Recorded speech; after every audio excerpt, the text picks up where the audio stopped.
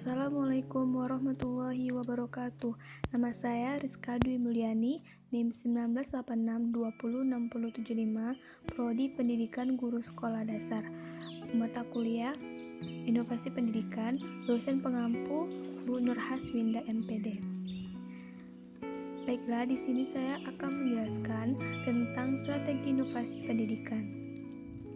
Dalam dunia pendidikan, strategi diartikan sebagai a plan, method, or series of activities designed to achieve a particular education goal. Maka, strategi dapat diartikan sebagai perencanaan yang berisi tentang serangkaian kegiatan yang didesain untuk mencapai tujuan pendidikan tertentu.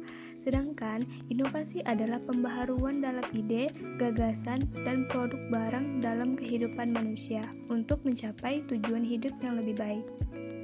Lalu, strategi merupakan pengembangan dari model pembelajaran konstruktivisme dan kognitisme, di mana pada model ini siswa dalam belajar mengkonstruksi pengetahuan dan berinteraksi dengan lingkungan serta siswa belajar secara discovery learning.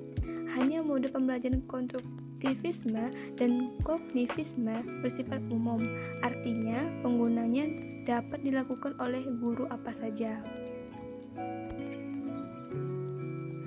Strategi sebagai instrumen atau alat yang dapat mengantarkan inovasi mencapai tujuannya, karena inovasi menyangkut unsur-unsur atau elemen yang kompleks dan variatif, maka strategi implementasinya pun berbeda-beda sesuai dengan kompleksitas dan variasi dalam paket inovasi tersebut.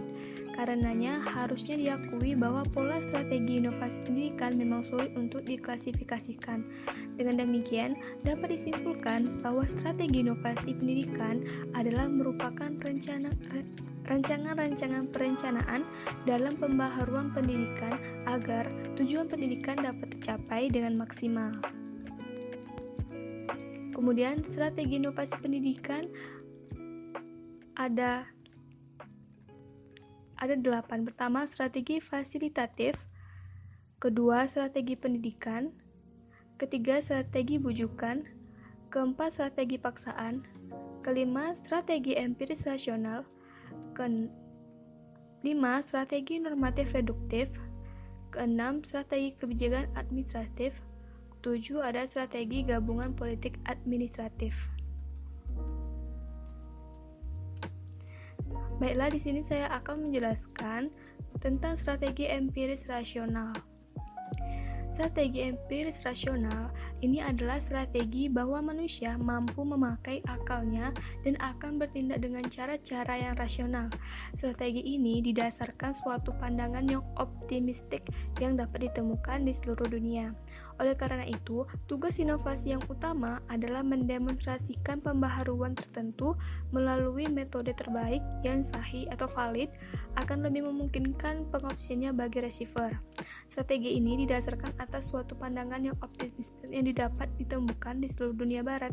Strategi ini merupakan dasar bagi praktek liberal dan riset empiris dan pendidikan umum. Ada beberapa strategi empiris rasional yang merupakan dasar seperti yang diketengahkan oleh Bennis, Bene, dan Chin, yaitu riset dasar dan persebaran pengetahuan melalui pendidikan umum, kemudian pemilihan dan penempatan personil, ketiga sistem analisis dan konsultan, keempat riset terapan dan sistem mata rantai untuk difusi hasil riset, kelima pemikiran kaum utopis sebagai suatu strategi pembaharuan. Kemudian juga ada dalam strategi ini ada pertimbangan menurut Beno dan Chin, yaitu pertama, pemahaman dasar receiver terhadap pembaharuan riset dasar dan persebaran pengetahuan melalui pendidikan umum. Kedua, pemilihan dan penempatan personal, seringkali kesukaran menjamin kebersihan tugas pembaruan. Ketiga, analisis sistem. Strategi ini adalah suatu strategi yang mendasar diri pada ilmunya. Kemudian keempat, riset terapan dan sistem rantai untuk difusi hasil-hasil riset. Strategi ini mendasarkan pada riset terapan dengan perincian dasar pada suatu pihak. Nah, asumsi dari yang mendukung strategi empiris rasional ialah bahwa riset itu netral dan objektif. Cara atau modal riset ilmu sosial ini diambil dari ilmu-ilmu murni. Di samping itu, strategi ini didasarkan atas pandangan yang optimistik seperti apa yang dikatakan oleh Benis Beni dan Chin yang dikutip dari C.C. Wijaya. DKK 1991, di sekolah, para guru menciptakan strategi atau metode mengajar yang menurutnya sesuai dengan akal yang sehat, berkaitan dengan situasi dan kondisi, bukan berdasarkan pengalaman guru tersebut.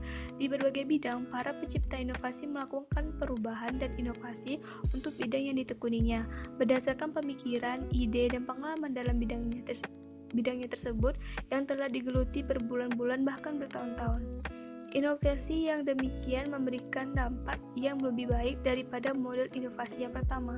Hal ini disebabkan oleh kesesuaian dengan kondisi nyata di tempat pelaksanaan inovasi tersebut.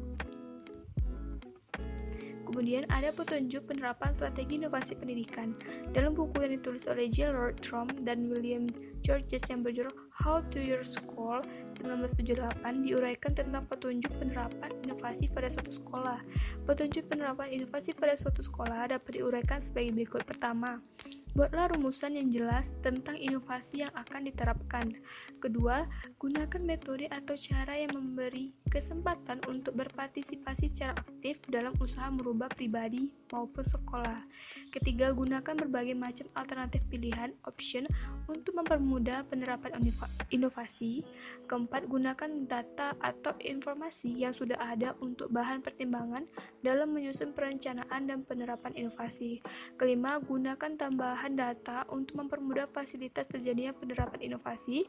Keenam, gunakan kemanfaatan dari pengalaman sekolah atau lembaga yang lain. Ketujuh, berbuatlah secara positif untuk mendapatkan kepercayaan. 8. Menerima tanggung jawab pribadi.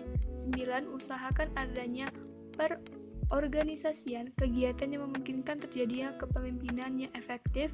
10. Mencari jawaban atas beberapa pertanyaan dasar tentang inovasi di sekolah. Baiklah, hanya ini yang dapat saya sampaikan. Terima kasih.